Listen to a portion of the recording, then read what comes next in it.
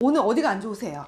저는 운동하는 사람인데 항상 다른 데는 다 살이 잘 빠지고 하는데 허벅지만 뒤에만 자꾸 셀룰이 안 빠지는 것 같아서 스마살? 네, 다리가 너무 컴플렉스예요. 운동하는 그 고객님들은 너무 근육을 많이 사용하는 게 문제예요. 네. 그러면서 그게 순환이 더 안 돼. 근막도 너무 유착되고, 그리고 이 지방이 섬유화가 되면서 셀룰라이트가 붙는 거예요. 그래서 일단은 뭉쳐진 근육들 풀고 림프 순환을 하고 그 다음에 라인 정리를 좀 해볼까 해요. 네네. 오늘 진행할게요. 네.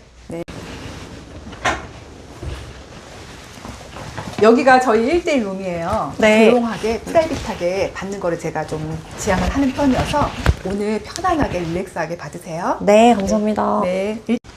일단은 좀 촉진을 좀 해볼게요. 안녕하세요. 아, 귀엽다. 안녕. 오늘은 비키니 선수 출신 회원님이 오셨어요. 처음에 문을 열고 들어오셨을 때 누구나 부러워할 만한 균형 잡힌 몸과 탄탄한 라인이 눈에 들어왔어요. 오랜 시간 자기 관리를 해온 분들에게서만 느껴지는 특유의 긴장감과 절제된 에너지가 있었어요. 하지만 운동을 하면 할수록 다리가 붓고 아프고 셀룰라이트가 심해진다는 본인만의 고민이 있었어요. 많은 분들이 오해하는 것이 있어요.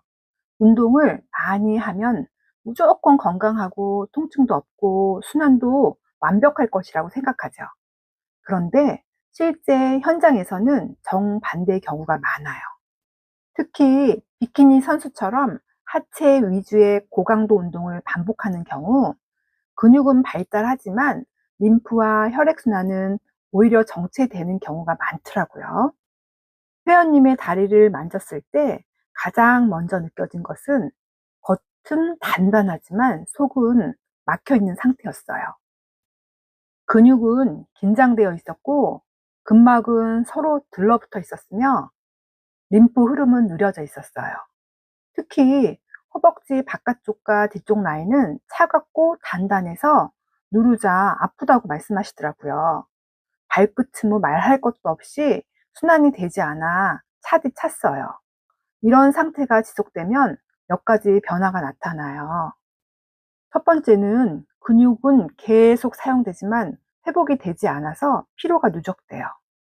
두 번째는 순환이 정체되면서 노폐물이 쌓이고 그게 섬유화되면서 셀룰라이트가 형성이 돼요. 셋째는 통증 때문에 운동 효율이 떨어지고 라인도 점점 무너져요. 관리의 첫 단계는 풀어줬어요. 단순히 강하게 누르는 것이 아니라 막혀있는 림프의 길을 먼저 열어줘서 통로를 만드는 과정이에요.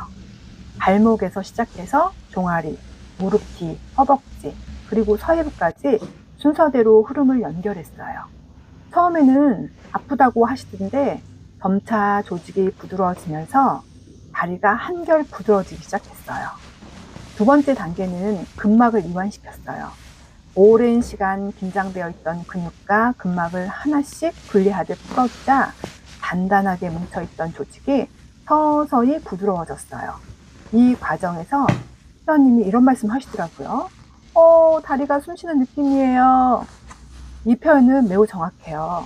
순환이 막혀있던 조직이 다시 흐르기 시작하면 무겁던 다리가 가벼워지고 압박감이 줄어들며 조직이 살아나는 느낌이 받게 되거든요. 마지막 단계에서는 라인 정리를 했어요.